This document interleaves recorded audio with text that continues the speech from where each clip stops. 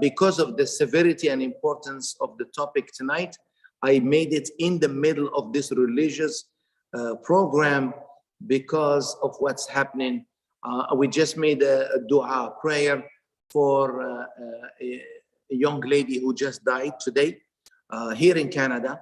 The situation is very bad. Now we are noticing that infants are in the ICU as well, children.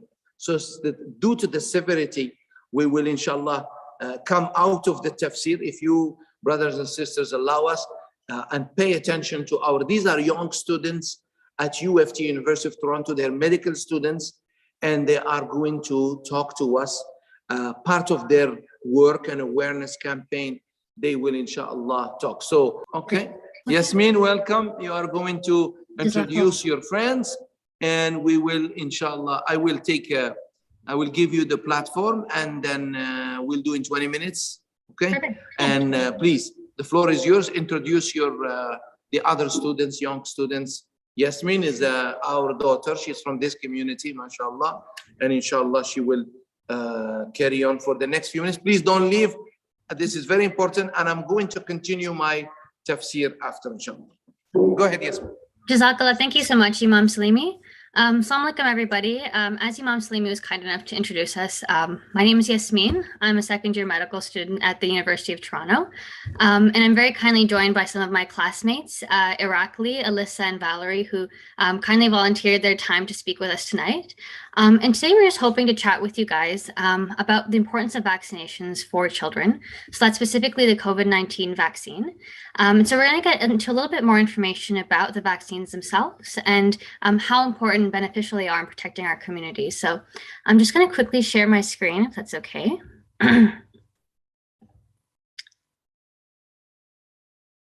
is this visible, the presentation? Can you just get a thumbs up if it's we're good to go? Okay, perfect. Okay, so as I mentioned, our discussion for today is going to be on vaccines in children. And so to give a brief overview, I'm just going to be talking a little bit about the COVID-19 vaccines that are available for youth, how COVID-19 is currently affecting children, the importance of vaccinations, and then Irakli will be talking a little bit about the studies that are available on vaccines. Alyssa will help debunk some very common myths about COVID-19 vaccines, and then Valerie will be giving some very helpful resources right at the end for us. And so just to give a disclosure as well, this information is presented by medical students, and so we are not yet licensed medical professionals, so we just ask that if there's any information that you need that's specific to you, your child, and your personal context, please do talk to your family physician about that. And just to let you know a little bit about who we are, the four of us are all part of a group called the Community Health Education for Refugees and Immigrants. And so we're a group of U of T medical students who help to provide preventative health education and screening to immigrants in the GTA communities. And really our vision is just to help promote health education and health literacy in immigrant and newcomer families. So now getting to the actual bulk of our topic today. So as many of you are well aware, I'm sure, Health Canada has approved a COVID-19 vaccine developed by Pfizer for children aged 5 to 11. And as of right now, this is the only approved vaccine available for children, and it's offered in 2 doses that are spread 21 days apart. And the doses for this vaccine are lower than the adult dose. And so we acknowledge that the decision to vaccinate your child can sometimes be confusing and overwhelming, but we really just want to take the time with you tonight to reassure you that it is the best decision. And so we're hoping to provide you with the information to help you guys make that decision. And so one hadith that I wanted to mention, the Prophet ﷺ said that there is no disease that Allah has created except that he has also created its treatment. And this was narrated in Sahih al-Bukhari. And I think it's really important, and I think it's something that we as Muslims can take solace in, knowing that whenever there is a disease or some sort of plague affecting our communities, there's also things that we can do to protect ourselves. And so right now we know that we have these vaccines that are available for us, and that's kind of our way to pursue that. Another important thing I think to highlight is the fact that there's a very strong Islamic history of vaccines, and For centuries, inoculation was actually practiced widely throughout the Muslim world. So that includes in Northern Africa, the Ottoman Empire, and much of the Middle East. And so it wasn't until many Western nations received reassurance from Muslim scholars that vaccines actually became more widely adopted. And so I think that's something that we can also celebrate as well. And so right now, as of December 18th, 2021, over 1 million children aged 5 to 11 have received at least one vaccine in Canada.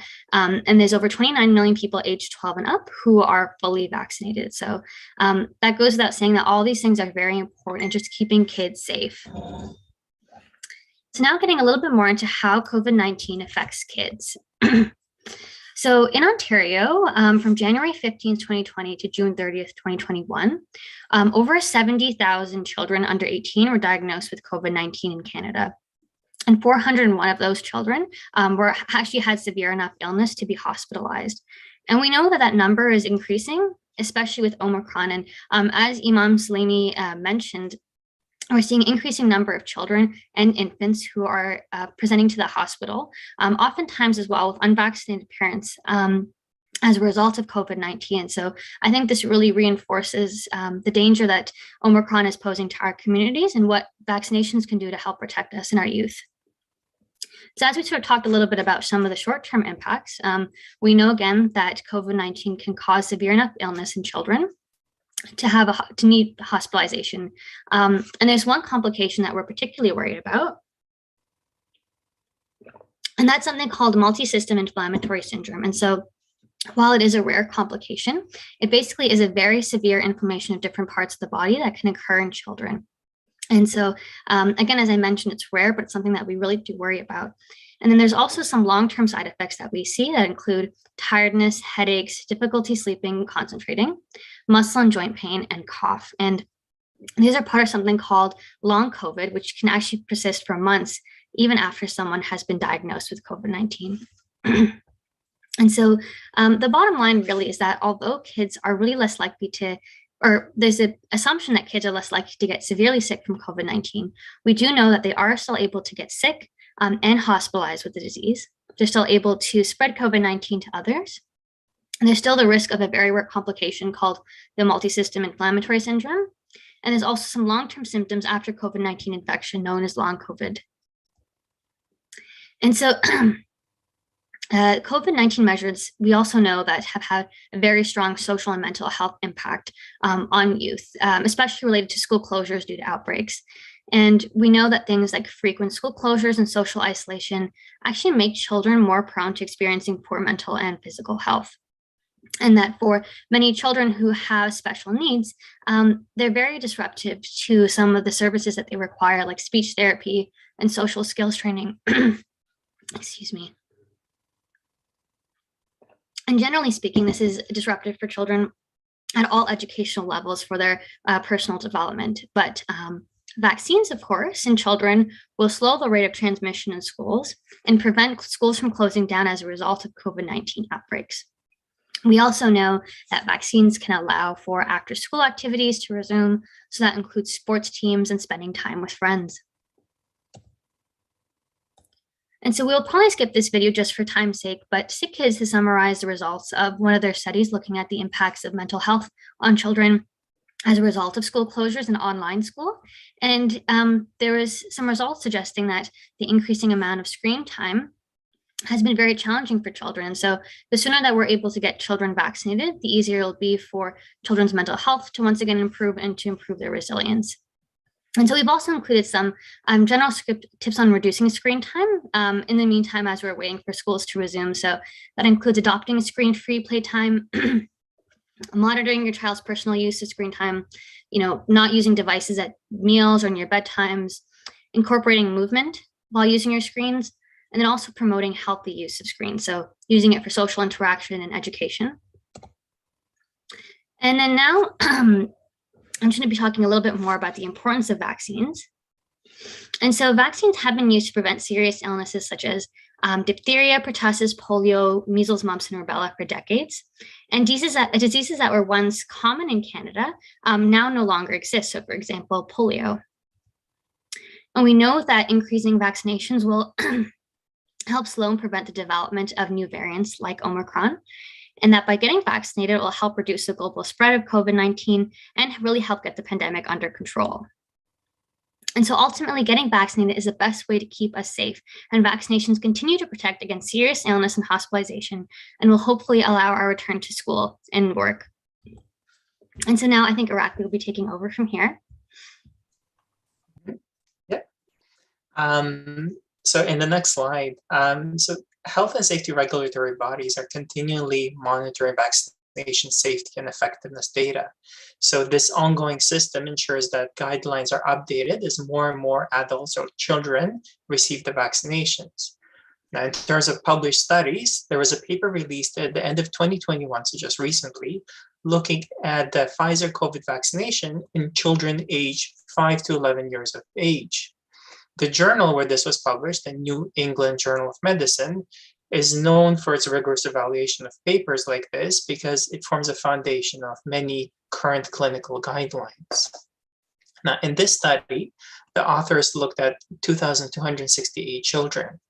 The children were randomly assigned to receive either Pfizer COVID vaccination or an injection that did not contain the messenger RNA, which is the main ingredient of the vaccine that confers this immunity to COVID.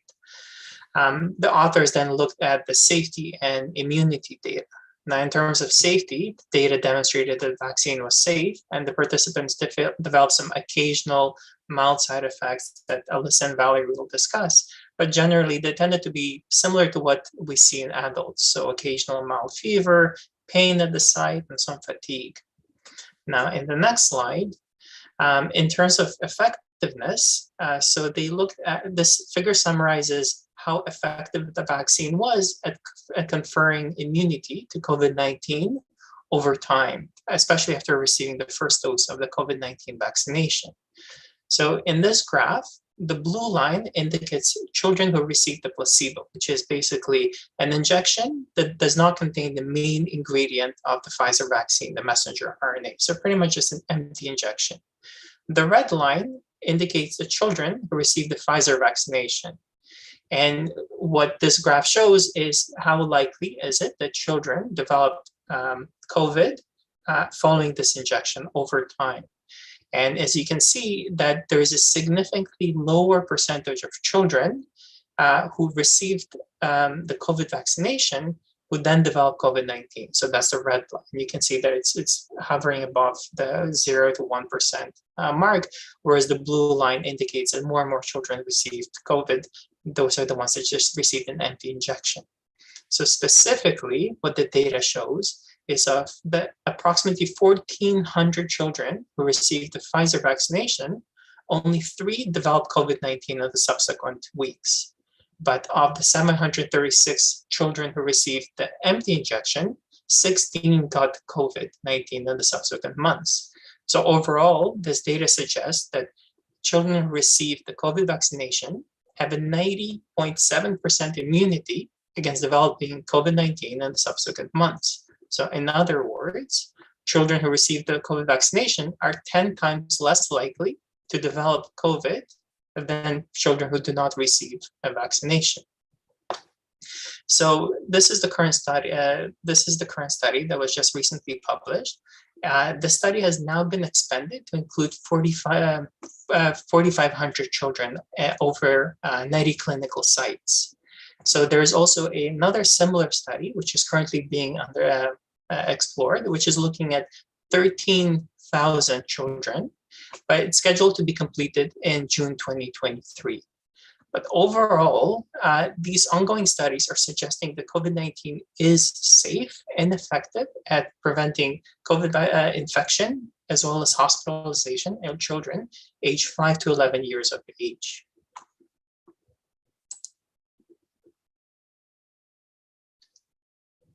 Okay, so I'll hand it off for the debunking section. All right, so yes, we just want to talk about some common misunderstandings about the vaccine and help to share some more information about these. So the first one we have here is that COVID-19 doesn't affect kids as severely, so they don't need to get the vaccine.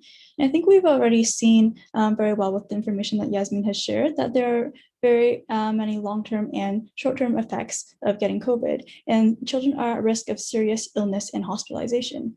Now, in fact, it's even one of the top 10 causes of death for children aged 5 to 11, and this is why getting vaccinated is one of the best ways to protect our children. Another myth is that vaccines were rushed and aren't safe for my child.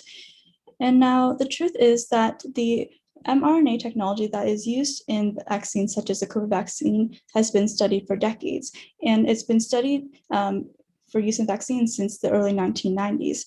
And as Irakli has shown us, there are many studies being done that shows great efficacy and safety in over 3,000 children who get the vaccine. And so, in fact, they weren't rushed, they're just building on research that has already been previously established. Another myth is that there are harm products in the vaccine, and the truth is that they don't include any ingredients such as pork, preservatives, tissues like human fetal cells, any food proteins, latex, or metals. And one of the common misconceptions is that they're using human fetal cells in the production of these vaccines, but it stems from the idea that the cell lines used in research once originated from a fetus, but that was in the 1970s. And since then, the same cells have been replicated over and over again in the labs, and no human babies are actually harmed in the making of current vaccines. And another misunderstanding is that the COVID vaccine can cause COVID infection. And so the vaccine actually does not contain the live virus that causes COVID-19 and therefore cannot make you sick. What it does contain is kind of like the recipe to make one small tiny protein on the surface of the virus, but this one tiny protein on the surface is not the whole virus and therefore cannot make you sick. All right, and just go on to the next one, perfect. Something else that sometimes people worry about is that the COVID-19 vaccine can affect people's ability to have children. And the truth is that there is no evidence that any vaccines, including the COVID vaccine, can cause infertility or problems having children. Similarly, there are no effects on children's puberty or getting pregnant. So we do recommend that both men and women who want to have a baby in the future do get the vaccine. Okay. Next is that vaccines can alter DNA. And this is a common misconception because DNA and mRNA are sort of related in the body because the DNA can tell the body which type of mRNA is needed and what proteins that the body needs to make. And this happens all the time on a regular basis. However, it doesn't really go the other way. So when we add the mRNA through the vaccine, it is completely cleared of the body in just a few days. And so there's no interaction at all with the human DNA, as the DNA is stored in one part of the cell called the nucleus, and the mRNA does not enter there. And therefore, there's no risk of having your DNA change at all. The next myth we want to talk about is that my child got COVID-19 once and therefore won't get infected again. And now there's many cases now that show that if you do get infected with COVID-19 once, you are still able to get reinfected, especially as there are new different strains coming out all the time. And so getting the vaccination is a much more safer and dependable way of building immunity than getting sick. And as well, it gives a great added booster protection, even if kids have already gotten sick with COVID-19 before.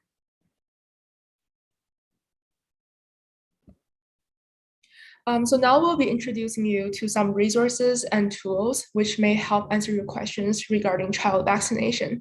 As part of the COVID-19 vaccination effort, the Sick Kids Hospital, which is based in downtown Toronto, is offering real-time vaccination consult services. So basically, this initiative is open primarily to children and youth under the age of 18, as well as their parents, caregiver, and legal guardian. Important to note is that you do not need OHIP to access it. So through this program, you and your family will be paired up with a healthcare professional, and that's usually a nurse from Sick Kids. By speaking directly with them over the phone, you can ask away any questions and discuss your concerns regarding vaccinating your child. And if you're interested, you can check out the SickKids website, where they display a range of available time slots on their online booking portal. After booking your preferred time, you will receive an email confirmation, as well as an intake form, which you're encouraged to complete prior to your consultation. This allows the staff to assess the type of support you need and arrange the best suitable care, or like the best suitable approach for you and your family. To accommodate for any language needs, you can send a request to vaccine.consult@sickkids.ca, and they will try their best to match you with a healthcare staff that speaks your language or arrange for interpreter. At the end of the consult, families have the option of booking a follow-up appointment. They can also request that the healthcare professional to help their families book a vaccination appointment for your children. That was the first resource we wanted to share with you. Next, we want to introduce the Canadian Muslim COVID-19 Task Force, or CMCTF. This is a group that collaborates very closely with both public health agencies and Muslim communities. So between now and March, they are offering a range of virtual town hall, which are essentially interactive webinars targeted to addressing COVID-19 vaccination-related questions. As the audience and participants, you will have the opportunity to speak and ask questions to experts across the fields of medicine, public health, and religious sectors. And importantly, each session targets a different language community, including Arabic, Somalia, Urdu, and Bengali. Last but not least, next slide, please. The kidshealthfirst.ca is a website that has compiled a list of resources and information. So these resources have been verified by Children's COVID-19 Vaccine Table. They address frequently asked questions, and they touch on themes such as vaccination, pain management, myocarditis, pericarditis following mRNA injection, and information regarding vaccination in the children population.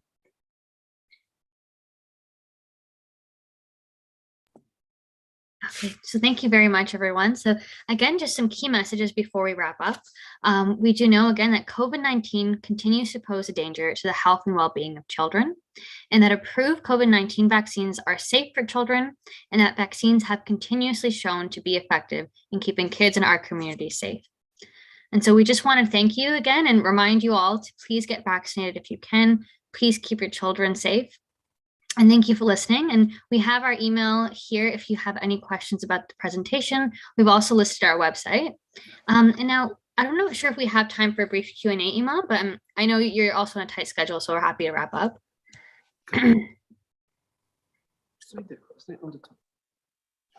Yeah, we can take a question or two because we still have to finish the program. Mhm. Come on the top. No. Come out of this. This one. Oh, this. Okay, I don't see any. Do we have any questions from the people? Anybody has question to these young doctors? Actually, they're medical students and they're doing this as a service. We should support them and thank them on your behalf for joining us tonight. They really want to talk to the community. It's very hard to find a community and to talk to a community these days. And if you don't mind, can you put me on spotlight so they can see me? Yeah.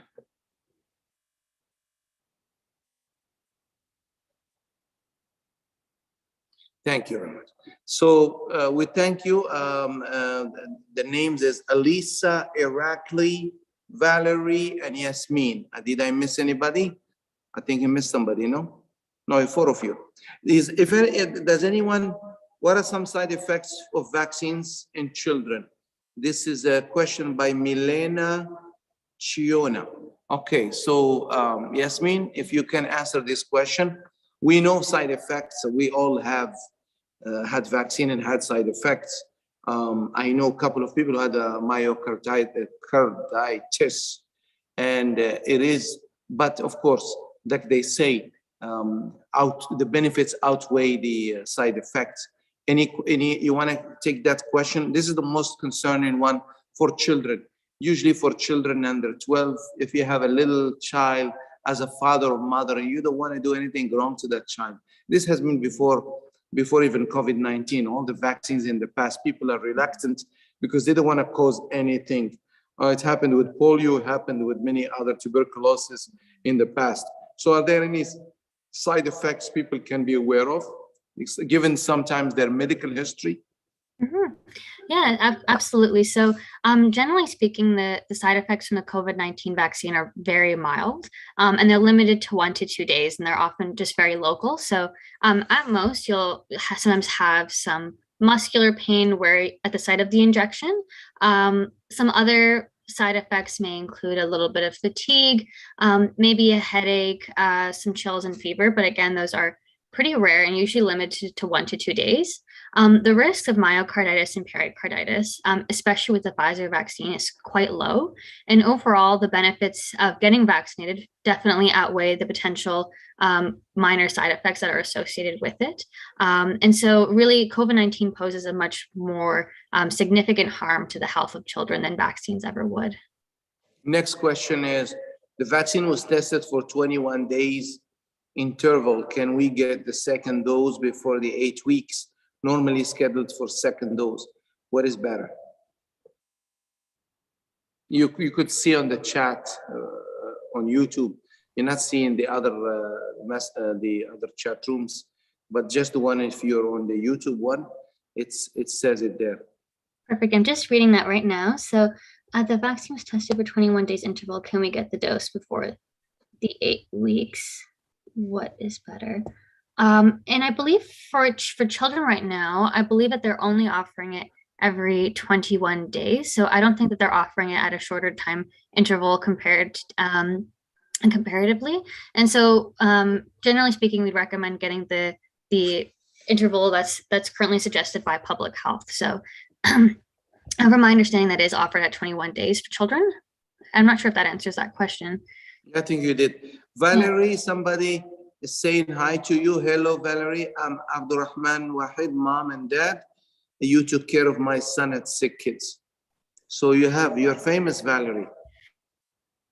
So somebody is saying something to you here. Okay, well, thank you very much. Yasmin, it's been very informative. We will actually have this session separate and upload it again so she can be separate from the actual, so it doesn't be, it's not going to be, covered by the theme of tonight. And we will title it, of course. Send me the title you want to put for this session. And given the fact that it's 25 minutes long or less, it's going to be good. It will be watched. So we will re-upload it as soon as we get a chance. Okay, thank you very much for being with us tonight. I don't see any more questions. So take care. Thanks a lot. Good luck and all the best. Keep doing what you're doing. And we're sorry. We were planning to have you over here and talk to, lately we've had a couple hundreds of people. Now we've shifted everything online. Unfortunately, I have just a couple of people here with me, volunteers. It's very challenging, but we wish you all the best. Thank you really for coming on a Friday night and doing this. You're not being paid for this. Why are they doing this? Because they care. And this is what caregivers do. Thank you to all of you, future doctors and nurses. We know we have a huge shortage in Ontario, thanks to the crazy, lousy policies in the past of making things difficult for nurses and qualified doctors from overseas. Now Ontario and Canada is paying the price for making things difficult. They are qualified. Just to tell you something, there is a friend of mine who's a heart surgeon, cardiologist, has 2 clinics, one in Dubai and one in Jordan, Amman. And when he came here, they say, oh, and some of his students who studied under him in France, in Sorbonne University, are actually practicing here in Canada. And he was like, I cannot practice, my students practicing. So when he went, he's a senior professor of medicine. They told him, no, you need a Canadian experience. And his students are actually practicing mostly in Montreal and Toronto. This is funny. They made things difficult. So now we're paying the price. The doctors and nurses, I just spoke to a nurse, she's crying, literally crying. She wants to quit. So I'm doing couple counseling for caregivers. It's been hard. And even worse, the PSWs and nurses at the LTCs, long-term care facilities. I've spoken even in my sermons about this. We need to acknowledge how difficult it is. Right now, this is worse than ever before. The thing, is spreading like wildfire. Our prayers for all the doctors and volunteers, please keep up the good work you're doing. Inshallah, we will come out of it for sure. It's going to take around 3 years to a little bit more, like the Spanish flu. But unless we vaccinate the world, this thing is going to continue, because you can have your neighbor has fire and you don't help him turn off the fire. It's going to catch your house. So the world needs to be vaccinated, but inshallah, God willing, I'm a strong believer. Like you said, Yasmin, there is no disease without medicine. The medicine will come from an animal or from where it started or something like that. Everything has cure. It's just a matter of time. And vaccine is a good way. We're protected, alhamdulillah, and thanks God. And we encourage everybody to get the vaccination. Thank you, future doctors, and God bless you. Assalamu alaikum.